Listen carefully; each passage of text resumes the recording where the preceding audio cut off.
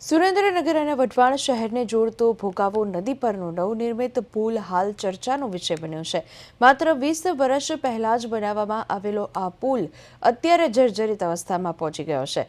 તો પુલની સપાટી પરના સળિયા દેખાવા લાગ્યા છે, જે તેની નબળી બાંધકામ ગુણવત્તા તરફ સ્પષ્ટ ઇશારો કરે છે. આ ઉપરાંત પુલ પર ઠેર ઠેર મોટા ખાડાઓ પણ પડી ગયા છે, જેને કારણે વાહન ચાલકો ભારે હાલાકી ભોગવી રહ્યા છે. અનેક વાહનોના ટાયર આ ખાડાઓમાં ફસાઈને ફૂટી જવાની ઘટનાઓ પણ બની છે. તો આ પરિસ્થિતિ શેઠની શિખામણ ઝાપા સુધી જેવી બની રહી છે, જ્યાં સમસ્યા વકર્યા બાદ જ તેના પર ધ્યાન આપવામાં આવે છે. જો કે આ મામલે કલેક્ટર દ્વારા 8 સપ્ટેમ્બર સુધીમાં તમામ રોડ રસ્તાઓના રિપેરિંગ માટે નોટિસ આપવામાં આવી હતી, પરંતુ તેનો કોઈ અસરકારક અમલ જોવા નથી મળ્યો. આમ પ્રજા કમરતોડ ખાડાઓ અને જર્જરિત પુલની સમસ્યાથી ત્રસ્ત છે.